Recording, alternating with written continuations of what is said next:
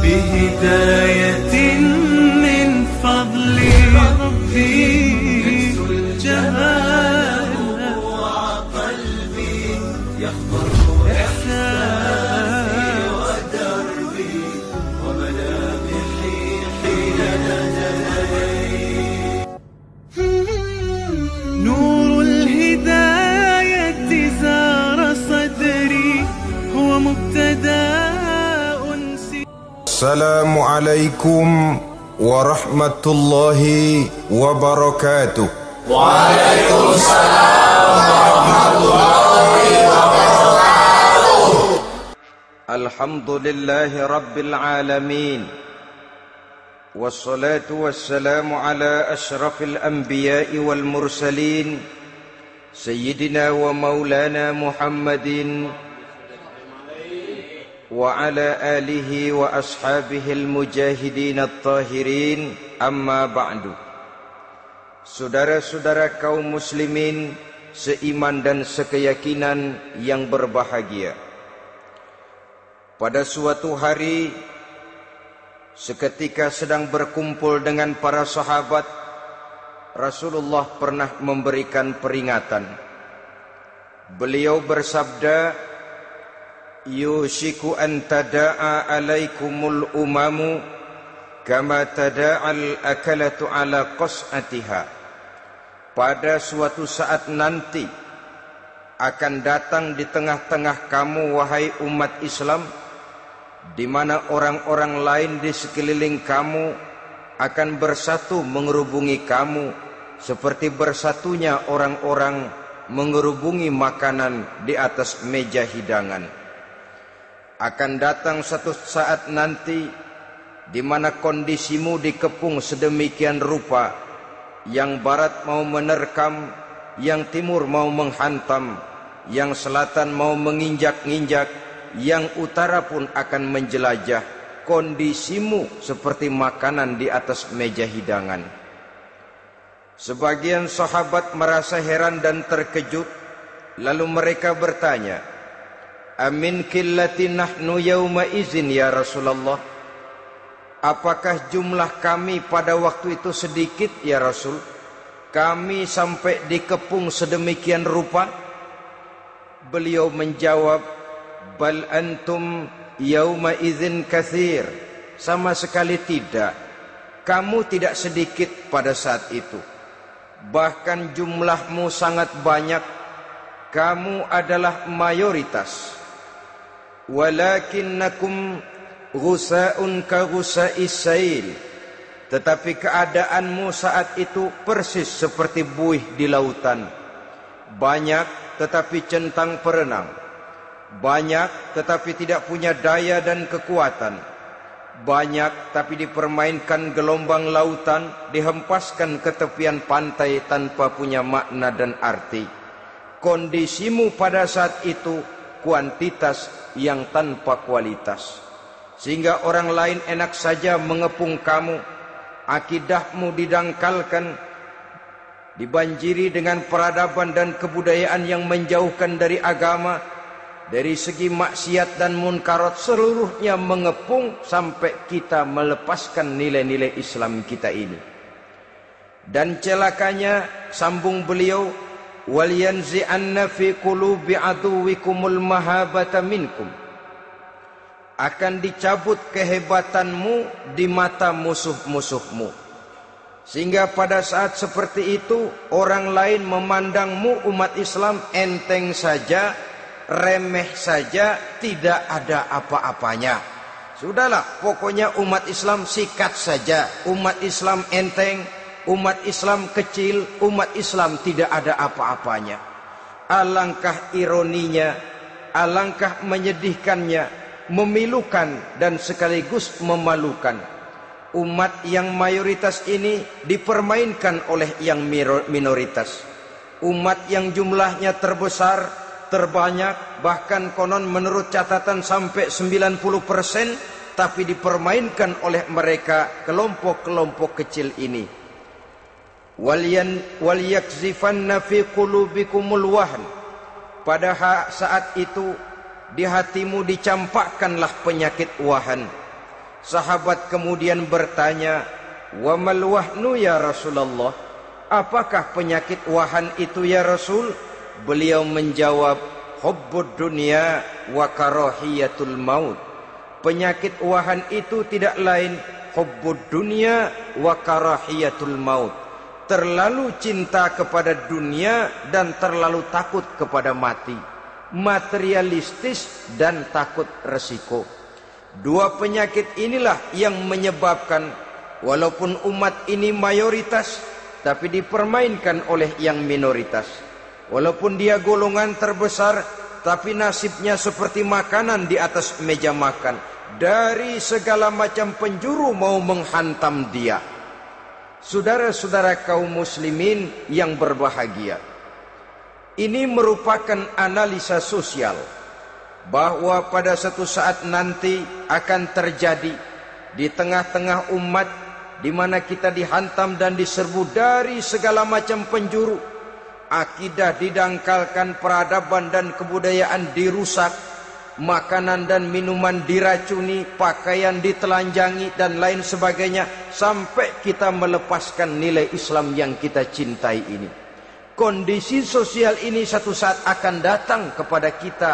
Demikian analisa dan peringatan dari Rasulullah sallallahu alaihi wasallam. Marilah sekarang kita melihat, adalah benar bahwa di zaman sekarang kita insya Allah tidak akan mengalami perang Badar sehebat yang pernah dialami oleh Rasul dan para sahabatnya. Tetapi sesungguhnya perang yang kita hadapi di zaman sekarang ini tidak kalah hebatnya dengan perang Badar, tidak kurang dahsyatnya dengan perang Uhud, tidak kurang ngerinya dari perang Khandaq. Hanya saja yang kita hadapi sekarang ini bukan ujung pedang, bukan ujung tombak, bukan ujung panah. Yang kita hadapi sekarang ini adalah perang akidah, perang ideologi, perang mempertahankan keyakinan. Yang kalau kita kalah sekarang, kita memang masih beragama. Tetapi anak kita, cucu kita, generasi yang akan hidup 5, 10, 20, 30 tahun yang akan datang, wallahu a'lam bissawab. Islam, saudara-saudaraku, tidak mungkin hilang dari dunia. Tetapi tidak mustahil Islam gulung tikar dari desa kita. Tidak mustahil Islam gulung tikar dari kampung dan kota kita, jikalau kita tidak menjaganya, jikalau kita tidak memeliharanya, bahkan jikalau kita tidak mewariskannya kepada anak-anak kita, generasi yang akan datang. Marilah kita mengingat sejenak bagaimana Islam di Spanyol yang pernah jaya, pernah mewarnai daratan Eropa, dan yang sekarang hanya sekedar tinggal ceritanya saja. Ini pernah diperingatkan oleh Rasul dalam satu hadis, sayati ala ummati zamanun la yabqal Islam illa ismun wala minal Quran illa rasmun.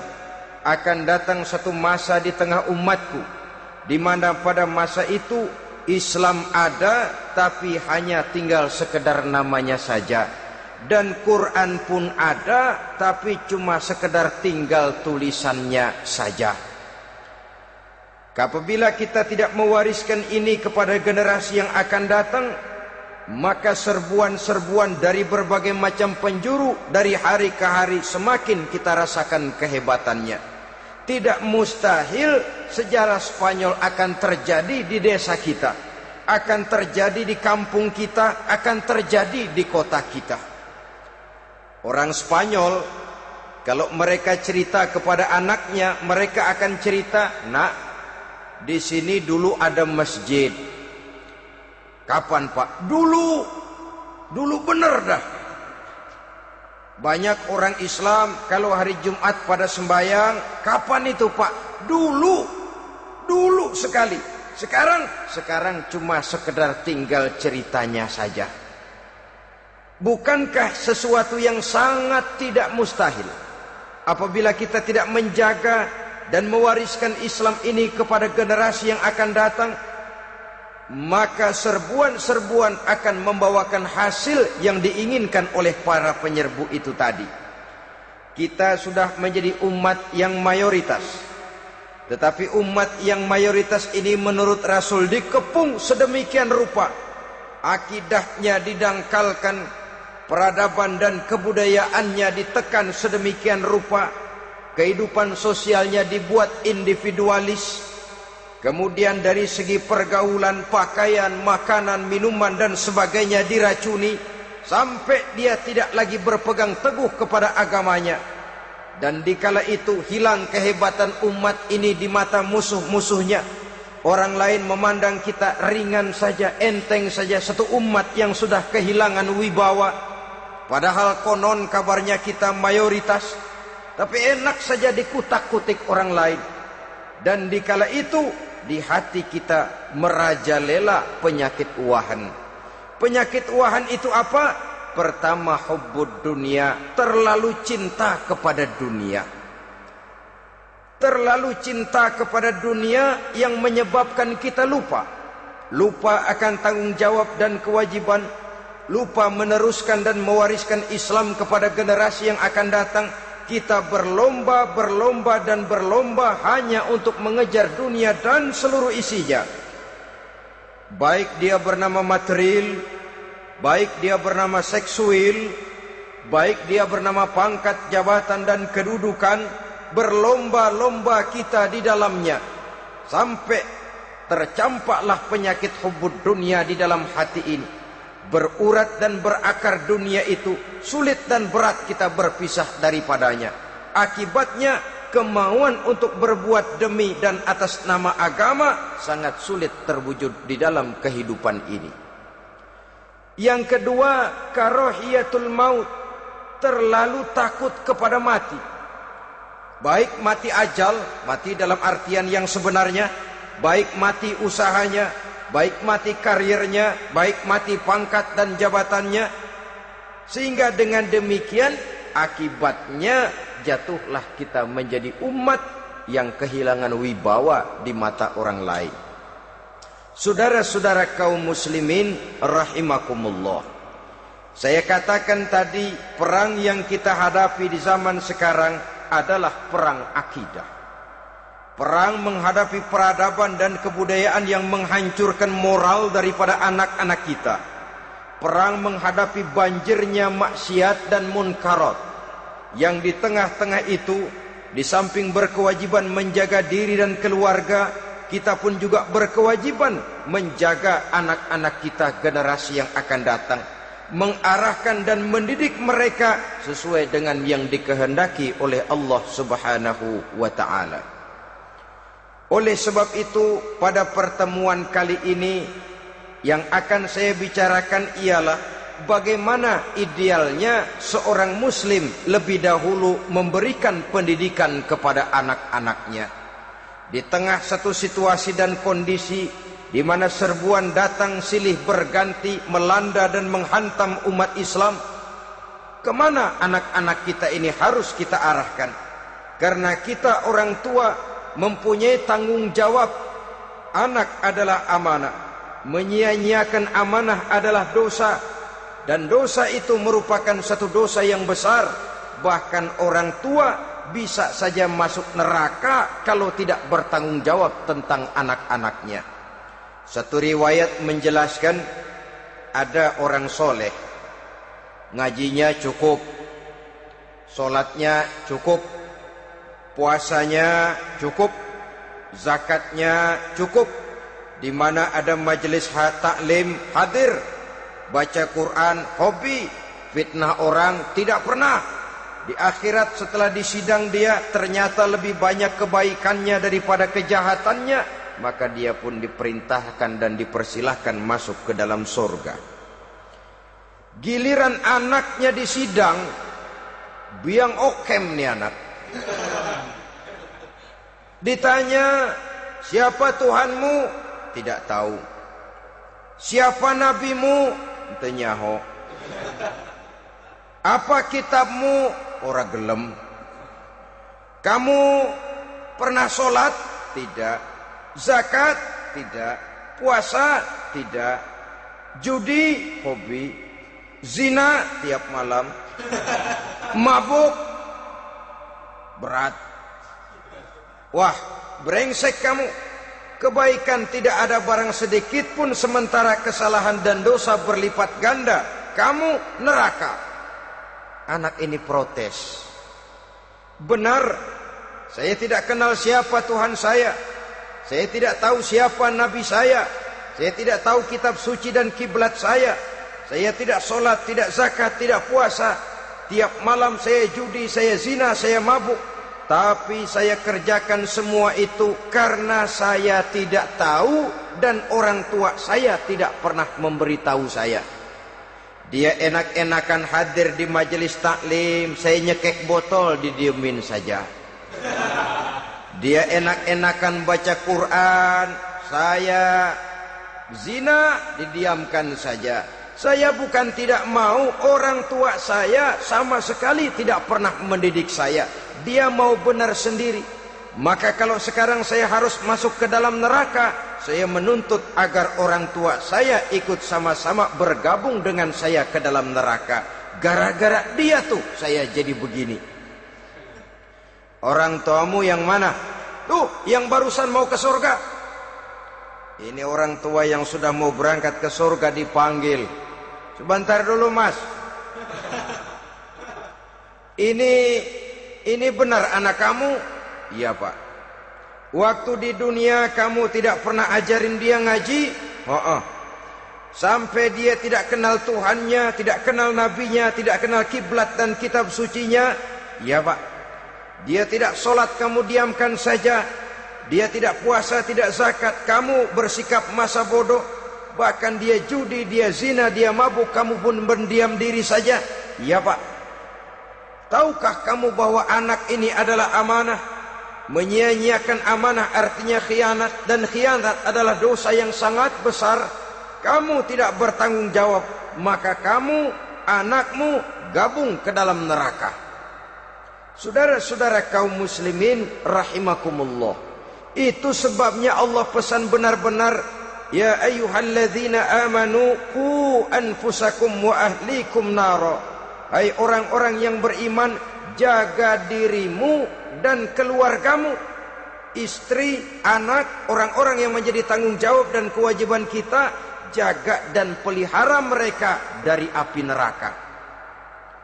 Saudara-saudara kaum muslimin, lalu kalau kita orang-orang tua yang hidup di zaman sekarang ini sudah sering beristighfar, mengurut dada, melihat situasi, membaca peta keadaan, konon tantangan yang akan dihadapi oleh anak-anak kita 15, 20, 25 tahun yang akan datang jauh lebih berat dari apa yang kita hadapi sekarang ini. Maka adalah wajar jika kita sebagai orang tua yang cinta kepada agama, cinta kepada anak-anak kita, berpikir untuk mewariskan nilai-nilai yang luhur ini kepada anak-anak kita generasi yang akan datang.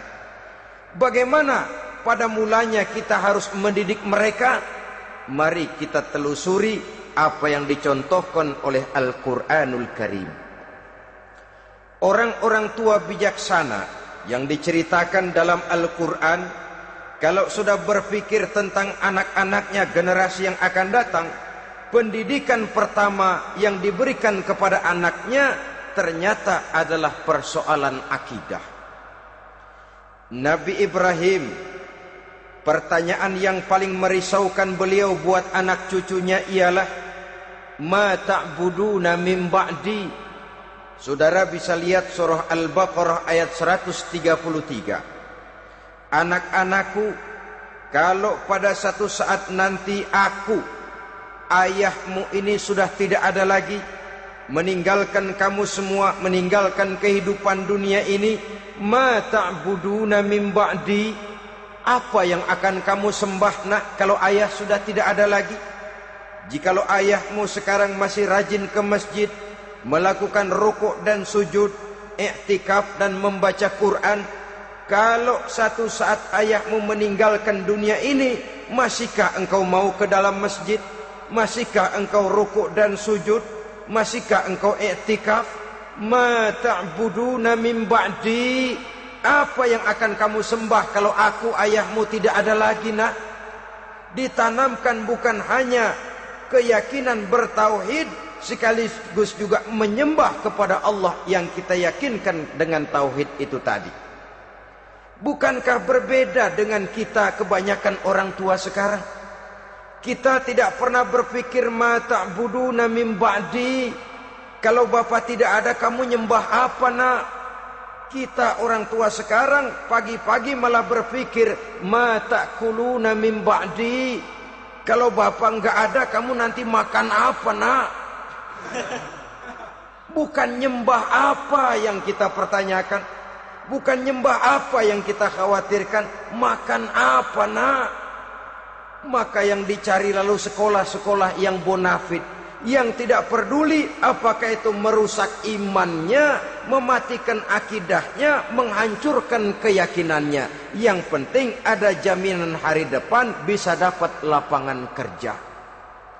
Akibatnya berduyun-duyun orang-orang tua muslim menyekolahkan anaknya di sekolah-sekolah yang bukan Islam, yang nyata-nyata membahayakan akidahnya, dididik dengan kultur dan budaya yang bertentangan dengan nilai-nilai agamanya. Bukankah ini berarti merelakan anak untuk dikafirkan? Bukankah ini artinya menyerahkan anak untuk ditulis menurut selera para pendidik yang tidak sesuai dengan nilai akidah yang dimilikinya? Mengapa kita tidak berpikir seperti Nabi Ibrahim, yang sebelum memberikan pendidikan kecerdasan, sebelum pendidikan matematika, IPS, PSPB dan disiplin ilmu lainnya, yang pertama ditanamkan ma ta'buduna min ba'di, kalau ayahmu tidak ada kamu menyembah apa, nak? Menyembah Allah apa nanti malah menyembah harta? Menyembah Allah apa nanti malah mendewa-dewakan pangkat dan jabatan? Menyembah Allah apa malah nanti menyembah alam? Itu yang dikhawatirkan Nabi Ibrahim kepada generasi yang akan datang. Dan itu saudara-saudara yang seharusnya mengkhawatirkan kita kepada anak-anak kita, generasi yang akan datang. Lihatlah serbuan akidah di zaman sekarang ini. Dimanfaatkan kemiskinan kita umat Islam. Diberikan kita tawaran berupa beras, pakaian, obat-obatan, kalau perlu beasiswa, asal bisa melepaskan keislaman kita ini. Bertahap, sedikit demi sedikit, step by step, shibran bi shibrin wa zira'an bi zira'in. Dan harus saya ingatkan, orang di zaman sekarang tidak mungkin menghantam Islam secara frontal.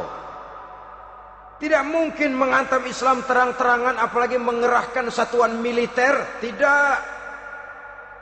Orang berhitung bagaimanapun kondisi dan kualitasnya umat Islam, mereka masih punya satu modal penting, fanatisme agama.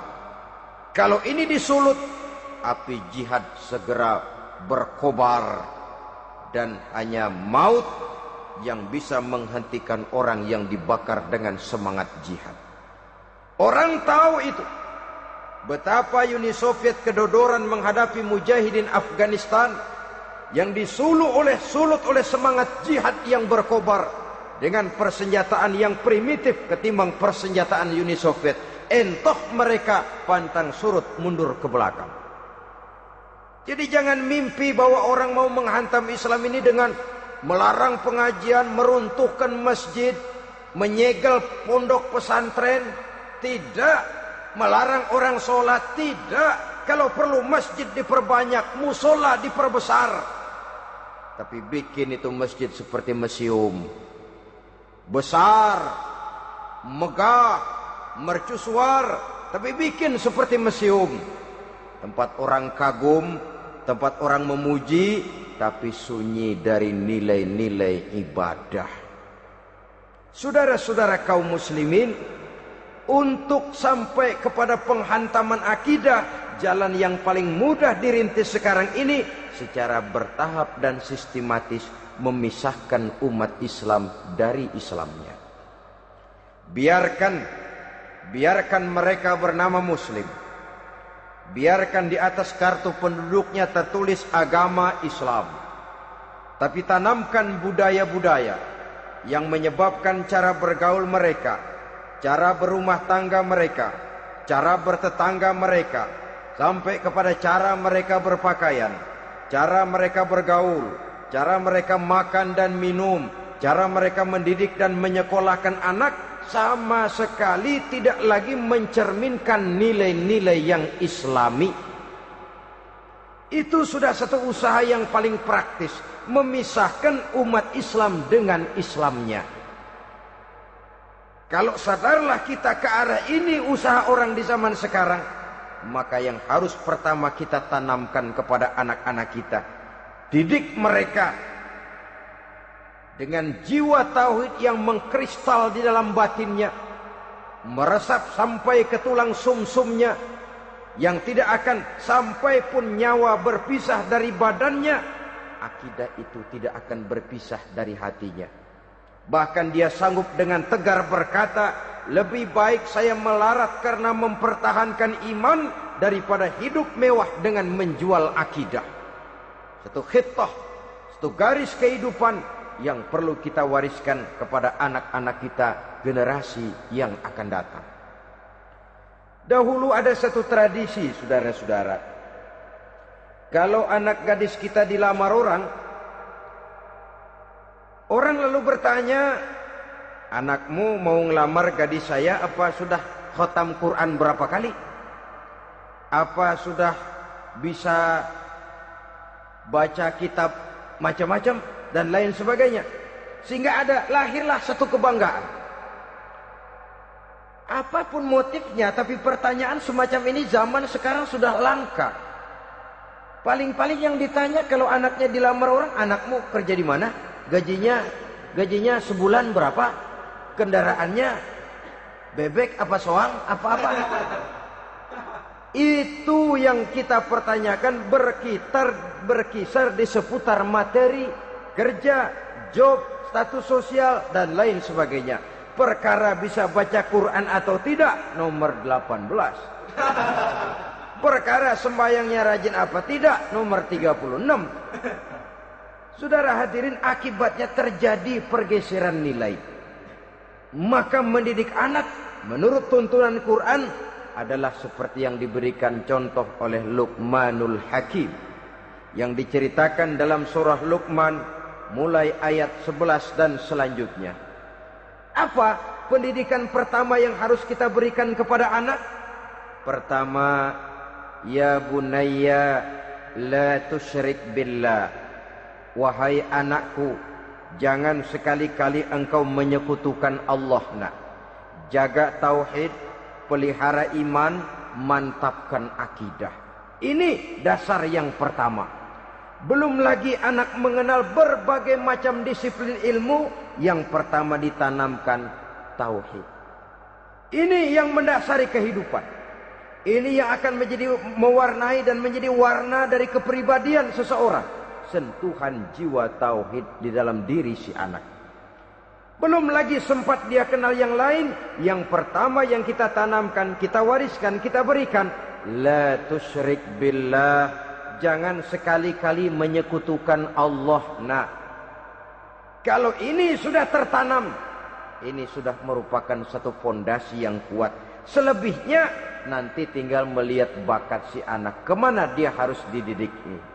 Yang terpenting nilai iman lebih dahulu tanamkan.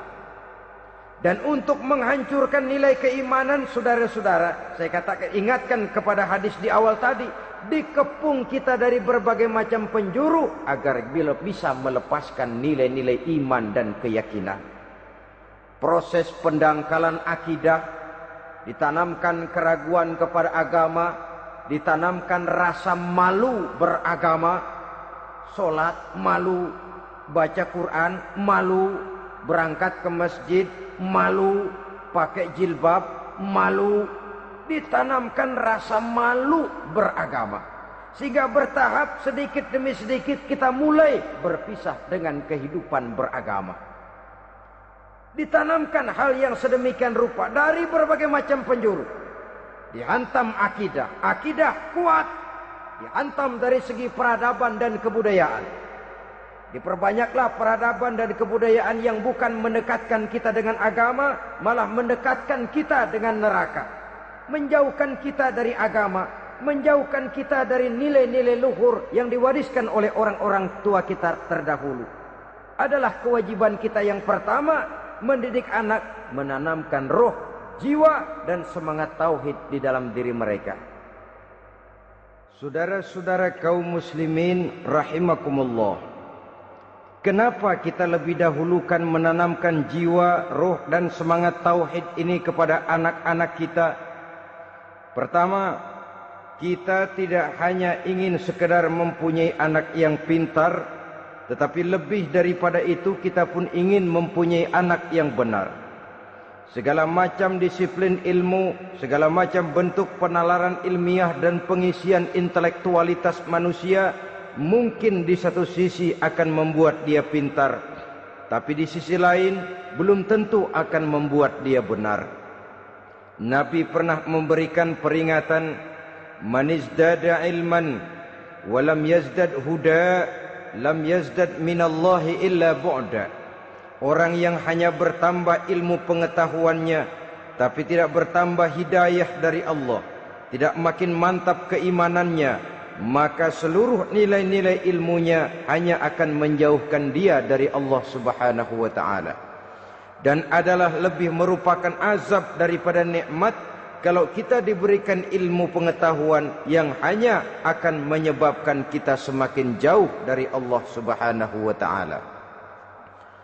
Yang kedua, sesungguhnya roh, jiwa, dan semangat tauhid yang melekat dalam diri anak pada puncaknya akan melahirkan satu disiplin murni yang tumbuh dari dalam dirinya sendiri, di mana si anak dalam kehidupannya merasakan, dimanapun dia berada, kemanapun dia pergi, ia selalu merasakan kehadiran Allah dekat dalam hidupnya.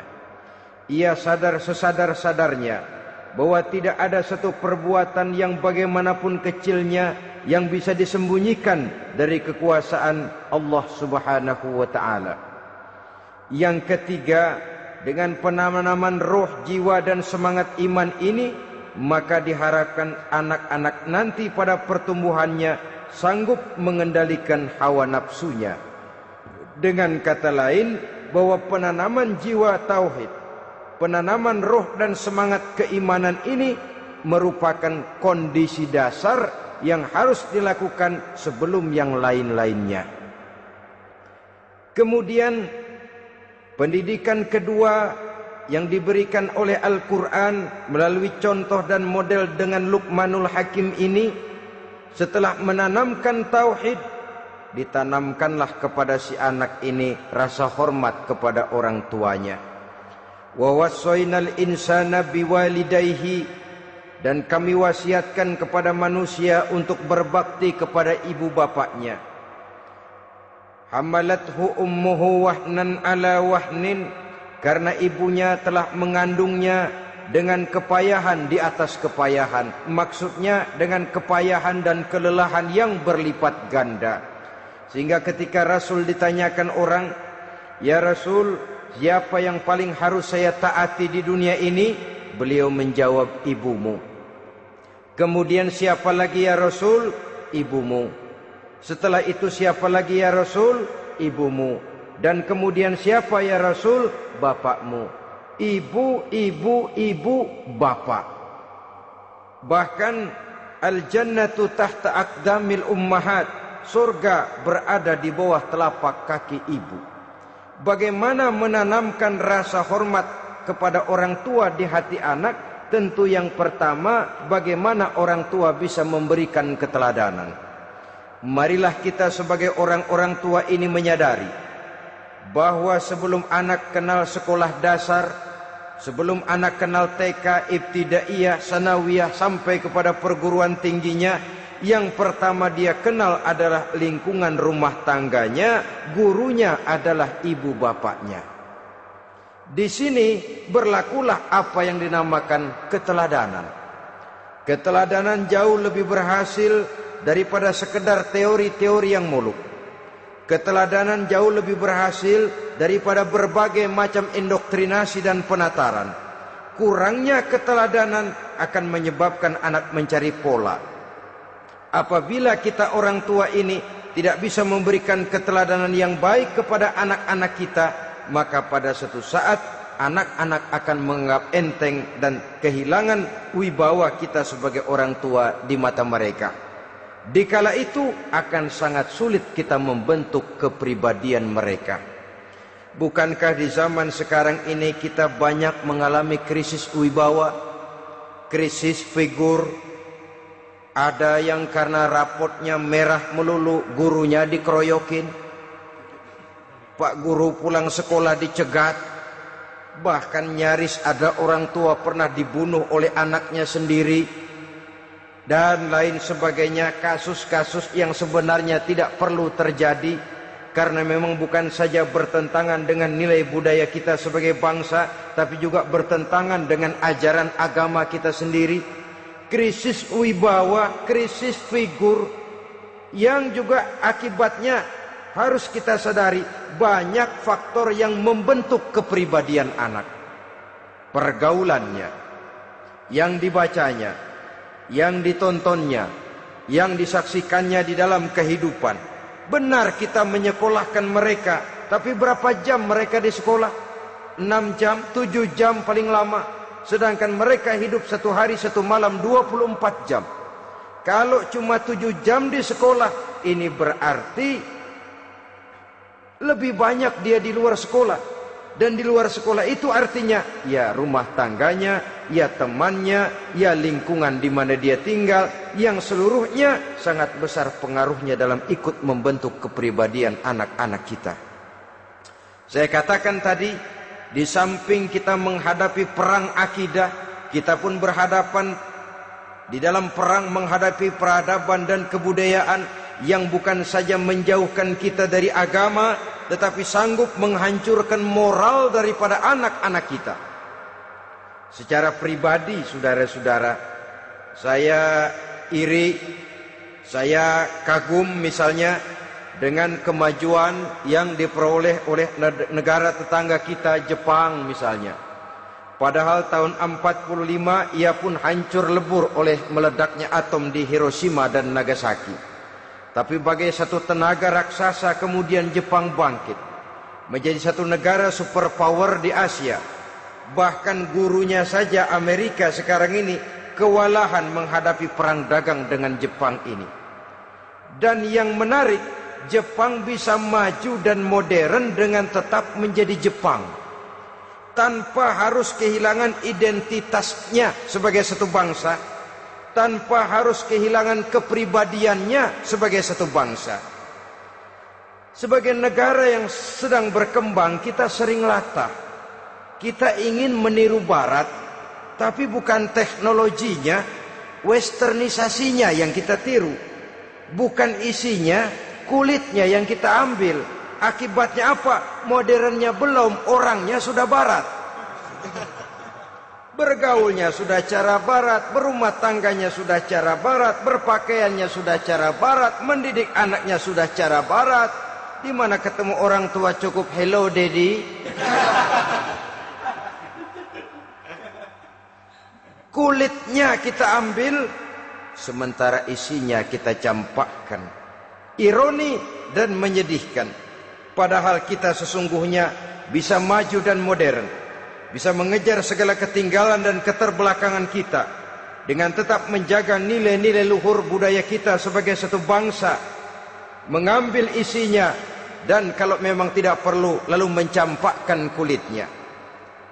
Pengaruh peradaban dan kebudayaan yang menghancurkan moral daripada anak-anak kita, oleh pesatnya arus teknologi, oleh pesatnya arus komunikasi, di mana hal-hal yang terjadi di belahan dunia lain dapat kita saksikan hari ini juga melalui layar televisi. Yang terjadi di Amerika, di Eropa, di Afrika, di ujung dunia yang paling ujung sekalipun, di ujung dunia yang paling ujung, hari ini kejadian, hari ini sudah bisa kita saksikan. Pesatnya arus komunikasi, kalau jatuh ke tangan anak-anak kita yang belum mempunyai filter, daya saring positif akan dicerna oleh mereka tanpa memilah dan memilih. Akibatnya orang kampung bilang kelolodan. Makan nggak dikunyah lagi, tentu saja akhirnya kelolodan. Dan kalau sudah kelolodan, menyusahkan kita seluruhnya. Oleh karena itu budaya menghormati orang tua perlu dijaga, perlu dipelihara dan diwariskan kepada anak-anak kita. Tali silaturahmi sehingga ada respeknya kepada orang tuanya. Jangan bapaknya dianggap CS, ibunya dianggap CS, kakeknya dianggap CS. Hilang rasa respek, hilang rasa menghormati. Sementara orang tua sendiri tidak bisa memberikan keteladanan, kurang mendapat perhatian dan lain sebagainya. Apalagi kalau baik ibu maupun bapak adalah orang-orang karier yang setiap hari sibuk menghadapi tugas masing-masing. Bapak sibuk rapat, pindah kantor sana kantor sini, ibu sibuk arisan, besarlah anak-anak di tangan pembantu dan lain sebagainya, sehingga dia merasa kurang mendapat perhatian, dan ini akan ikut membentuk warna dari kepribadian yang dimilikinya. Sampai kepada pelosok-pelosok desa, jaringan televisi memang menguntungkan. Tapi kalau sudah sampai kepada menayangkan budaya-budaya yang tidak sesuai dengan pola di mana mereka tinggal, pola lingkungannya, dan ingin mereka terapkan dalam kehidupan, ironi dan menyedihkan. Maka sering dikatakan, jikalau ABRI masuk desa, rakyat beruntung. Jikalau listrik masuk desa, rumah jadi terang. Jikalau koran masuk desa, rakyat jadi cerdas. Jikalau hakim masuk desa, rakyat lalu sadar hukum. Tapi jikalau maksiat dan munkarat masuk desa, minuman keras masuk desa, judi masuk desa, pelacuran masuk desa, rakyat tentu kiamat. Dan kita harus punya budaya untuk memilah dan memilih, mempunyai filter untuk jadi daya saring positif. Oleh karena itu saudara-saudara, tahap kedua setelah menanamkan jiwa tauhid kepada anak, tanamkan rasa hormat kepada orang tuanya. Orang tua itu ibu bapaknya, orang tua itu guru-gurunya yang mengajarkan dia, atau yang dianggap tua yang lebih senior dari dia. Karena tidak ada satu peradaban yang berdiri sendiri. Bagaimanapun maju dan modernnya kita sekarang, tentu merupakan mata rantai yang berkaitan dari generasi terdahulu. Ini yang kedua. Setelah tauhid, berbakti kepada ibu dan bapak. Tidak ada satu kebahagiaan yang bisa ditegakkan di dunia ini tanpa doa, tanpa restu daripada ibu dan bapak. Ini keramat hidup. Doanya dikabul Allah dan kutubnya juga dikabul oleh Allah Subhanahu wa ta'ala. Jadi mendidik anak setelah menanamkan jiwa tauhid, menanamkan rasa hormat dan taat berbakti kepada ibu bapaknya. Itu yang kedua. Kemudian yang ketiga, melalui model Luqman, Quran mendorong kita untuk mendidik anak menanamkan etika otonom. Apa itu? Ya bunayya innaha in takum mithqala habbatin min khardalin fatakun fi sakhratin aw fis samawati aw fil ardi ya'ti biha Allah. Wahai anakku, sesungguhnya kalau ada satu kebaikan yang kamu kerjakan, kecil, tidak nampak oleh pandangan mata yang zahir, yang kecil itu tersembunyi di puncak langit, di dasar bumi yang paling dalam, atau di tengah batu hitam sekalipun, Allah pasti mengetahuinya dan pasti akan memberikan balasan yang seadil-adilnya. Pendidikan apa ini? Pendidikan moral, menanamkan etika otonom. Nah, kau berbuat baik jangan karena dilihat orang. Kau tidak mau melakukan kejahatan jangan cuma karena ada polisi. Kalau ada polisi kau tidak mau jahat, kucing juga begitu. Coba lihat kucing, taruh ikan asin di piring kaleng, tongkrongin. Aduh, kucing kalem, sopan, tenang. Sedikit kita lengah, habis ikan digarap. Tapi ditanamkan satu kesadaran, kemanapun kau pergi nak, apapun yang kau kerjakan, tersembunyi di tengah batu, di dasar bumi, di puncak langit, Allah pasti tahu. Dalam bahasa yang ringan, nak, kita ini diawasi oleh 2 hiperkomputer yang maha sensitif. Produksi langit, mereknya Rokib dan Atid. Itu komputer yang sangat peka dan sensitif. Jangankan kita berbuat, kita berniat baik saja, komputer sudah nyatat sendiri. Inilah yang orang sekarang namakan waskat, nah, pengawasan malaikat. Kalau hidup sudah merasa diawasi oleh malaikat, waskat berhasil. Tapi kalau waskat sudah diawasi malah nekat, itu yang gagal. Atau yang diawasi dan yang mengawasi sama-sama sepakat, nah, itu juga bisa cincai. Saudara-saudara kaum muslimin rahimakumullah, waskat dalam pengertian kita muslim, bagaimana hidup ini merasakan diawasi oleh malaikat. Intelektualitas yang tinggi sekalipun, IQ yang nilainya plus sekalipun, disiplin ilmu yang bagaimanapun banyak yang memenuhi benak kita, tanpa diiringi oleh etika otonom, orang sering mencari celah dan kesempatan. Mencari celah dan kesempatan. Tapi kalau sudah merasa, kemanapun saya pergi, dimanapun saya berada, kebaikan bagaimanapun sekecilnya saya lakukan, toh Allah pasti akan memberikan balasan. In khairan fa khairun, wa in syarran fa syarrun. Jikalau baik, baik balasan yang kita terima. Jikalau jahat, jahat kejahatan yang kita terima.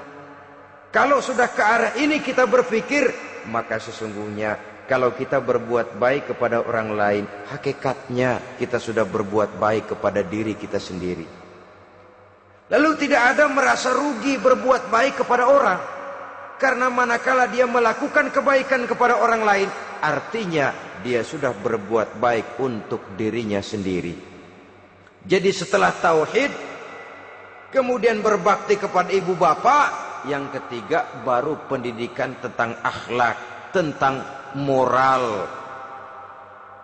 Pola ini yang sering terlupakan oleh kita, bahwa bagi kita itu pendidikan tidak lain upaya mencerdaskan otak anak. Jangan sampai sebab ini kelihatannya pembangunan makin maju, persaingan hidup makin tajam, tensi ekonomi semakin tinggi, sementara jumlah tenaga kerja dengan lapangan kerja yang tersedia jauh dari mencukupi. Jikalau tidak membekali anak dengan pendidikan yang menunjang lapangan pekerjaan, orang tua khawatir, takut sekali anaknya jadi gelandangan. Dikhawatirkannya kehidupan dunia ini, sementara dia lupa kalau anaknya bisa jadi gelandangan di akhirat. Padahal selama-lamanya gelandangan di dunia paling seumur manusia itu 60 tahun, 70 tahun lah umur orang sekarang. 70 itu sudah luar biasa itu. Tapi kalau harus menggelandang di akhirat, menjadi gelandangan di akhirat, alangkah menyedihkannya. Apakah akan kita korbankan satu kehidupan yang langgeng, abadi, cuma karena tertipu oleh fata morgana dan kamuflase? Kita korbankan yang sedikit, kita korbankan yang besar karena kita memilih yang sedikit. Dalam bahasa Al-Quran memang pernah diceritakan hidup ini hakikatnya perlombaan, saudara-saudara. Perlombaan. Dan di dalam perlombaan itu ada yang menang, ada yang kalah.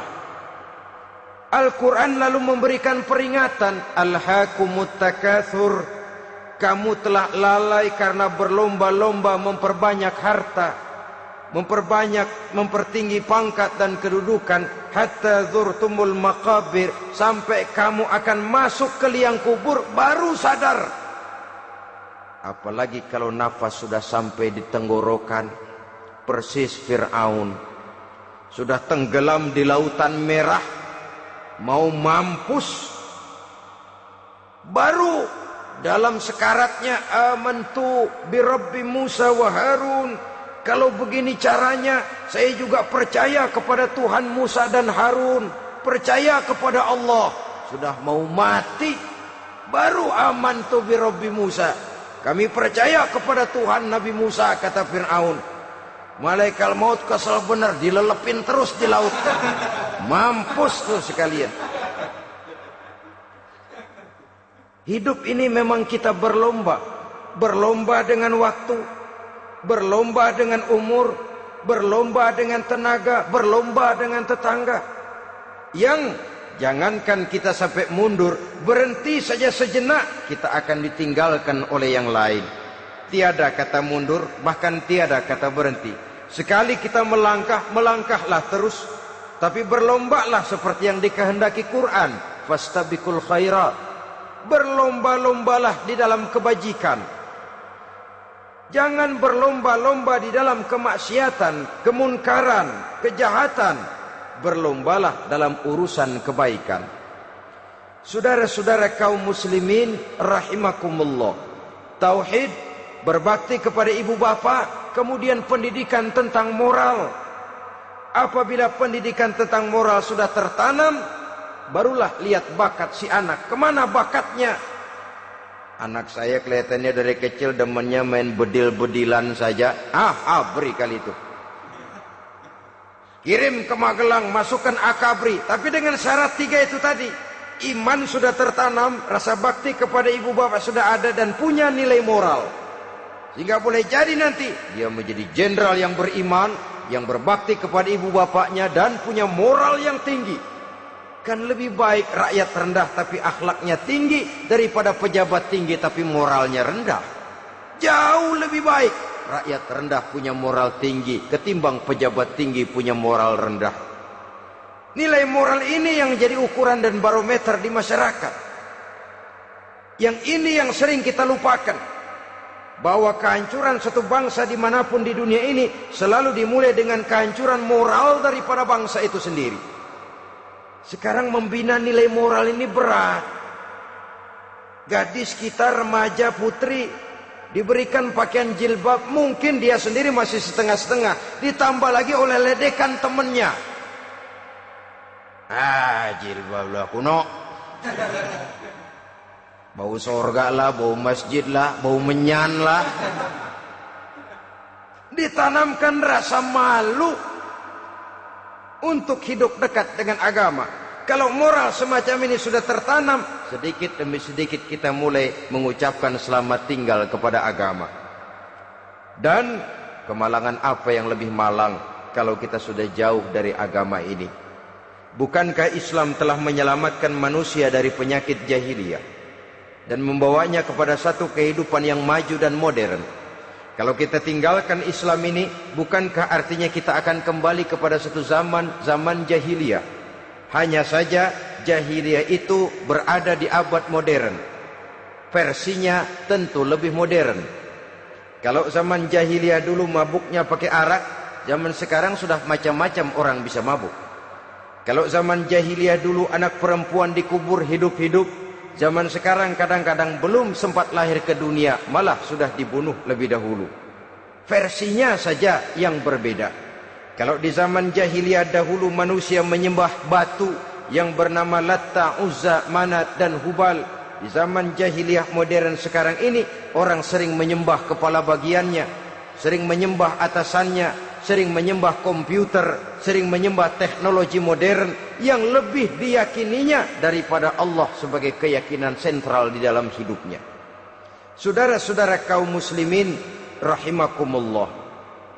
Jadi yang ketiga, nilai moral yang ditanamkan kepada anak-anak kita supaya dia bisa menghadapi tantangan-tantangan hidup yang semakin berat ini dengan tetap berpegang teguh kepada nilai-nilai moral yang diwarnai oleh jiwa keimanannya yang bersumber dari ajaran agamanya. 3. Kemudian yang keempat, barulah tatanan kehidupan sehari-hari. Apa kata Luqman? Ya bunayya aqimis shalah. Setelah bertauhid, berbakti kepada ibu bapa, punya nilai moral, Ya bunayya aqimis shalah, nak dirikan salat.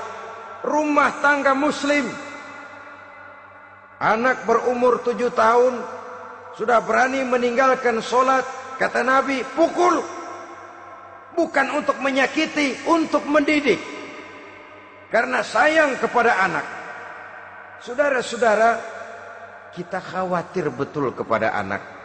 Kalau dia pulang dari sekolah, buru-buru kita sebagai orang tua bertanya, sudah makan nak? Sudah istirahat nak? Tapi jarang kita sebagai orang tua melontarkan, sudah sholat nak? Bahkan kita bisa memberikan sugesti kepada anak. Nah, kalau kau naik kelas 1 sampai naik ke kelas 2, bapak beliin sepeda. Tamat SD nak, motor. Tamat SMP nak, ke Bali kita. Tamat SMA nak, Singapura. Saudara-saudara, tapi kalau untuk urusan sholat misalnya, kita tidak pernah memberikan sugesti kepada anak-anak kita. Nah, kalau kau hafal Fatihah lengkap dengan artinya, bapak beliin sepatu. Nah, kalau kau bisa sholat dengan baik, cukup syarat rukunnya, bapak beliin sepeda.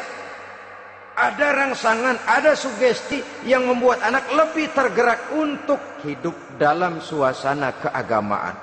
Ya bunayya aqimis shalah, nak dirikan sholat. Sebab ini sandaran vertikal yang paling langsung antara manusia dengan Tuhannya. Menyadari bahwa sepanjang yang bisa dilakukan oleh manusia hanyalah berusaha dan berusaha, dan kepastian sepenuhnya ada di tangan Allah. Dengan sholat kepribadianmu diperteguh, dengan sholat sandaran vertikalmu kepada Allah diperkuat. Dan pada waktunya nanti Al-Quran memberikan bimbingan, hendaklah minta tolong kepada Allah dengan sabar dan tetap mendirikan sholat. Ya bunayya aqimis sholat. Setelah itu, wa'mur bil ma'rufi wanha 'anil munkar. Tegaklah membina yang ma'ruf, tegaklah mencegah yang munkar. Ini sikap hidup sudah. Sholat tadi tugas hidup. Lalu sikap hidup tampil di tengah masyarakat, membina yang ma'ruf, mencegah yang munkar sesuai dengan kesanggupan masing-masing. Bukankah setiap kita kepingin punya anak yang bermanfaat, setidaknya bagi keluarganya, syukur kalau bisa bagi lingkungannya, bagi masyarakat, bangsa dan negaranya. Dan satu di antara tanda orang yang bermanfaat, kalau dia bisa hidup menjadi penganjur yang ma'ruf dan pencegah yang munkar. Dan itu kalau tidak ada hidayah, sulit orang mau melaksanakan itu. Sebab apa? Ada kecenderungan belakangan ini di mana agama dianggap urusan pribadi. Sehingga orang lalu sering bilang, jangan bawa-bawa agama dah, itu kan bukan urusan agama. Ini sudah ciri berpikirnya sekuler. Jangan bawa-bawa agama. Agama urusan pribadi, artinya orang mau sholat mau enggak, jangan bilang apa-apa dah. Urusan dia sendirian. Dia mau puasa dia enggak, merdeka saja, urusan pribadi. Agama bukan persoalan pribadi. Apalagi jika sudah menyangkut amar ma'ruf dan nahi munkar. Siap menegakkan yang baik, mencegah yang munkar, untuk tegaknya satu masyarakat yang diwarnai oleh kebaikan dan terhindar dari segala macam kejahatan. Dan terus ayat-ayat selanjutnya mencerminkan sikap hidup. Namun yang intinya, cara mendidik anak yang baik, yang dicontohkan oleh Al-Quran dengan Luqmanul Hakim sebagai model. Pertama, tanamkan tauhid. Yang kedua, tanamkan rasa hormat dan berbakti kepada ibu bapaknya. Yang ketiga, tanamkan moral, nilai akhlak yang tinggi. Setelah itu yang keempat, biasakan hidup dalam suasana keagamaan. Kontrollah sholatnya, kontrollah baca Qur'annya, kontrollah puasanya di bulan Ramadan. Ajaklah anak-anak sholat berjamaah, sehingga dengan demikian dia terbiasa oleh satu suasana yang mendekatkan dia dengan nilai agamanya. Dari sana diharapkan nilai-nilai ilmu yang didapatnya dari bangku sekolah akan menciptakan keseimbangan dengan yang ditanamkan oleh orang tuanya dalam bentuk yang dijelaskan oleh surah Luqman itu tadi.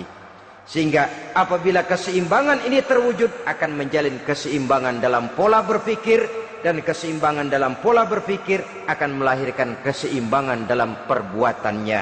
Terwujudlah kita harapkan insan yang fid dunya hasanah wa fil akhirati hasanah. Inilah harapan kita semua. Mudah-mudahan Allah memberikan kekuatan kepada kita untuk mewariskan nilai-nilai yang baik kepada generasi yang akan datang, sehingga esok harus lebih baik daripada hari ini, dan lusa harus lebih baik daripada hari esok. Terima kasih atas perhatian saudara. Mohon maaf atas segala kekurangan. Usikum wa nafsi bitaqwallah. Wassalamualaikum warahmatullahi wabarakatuh.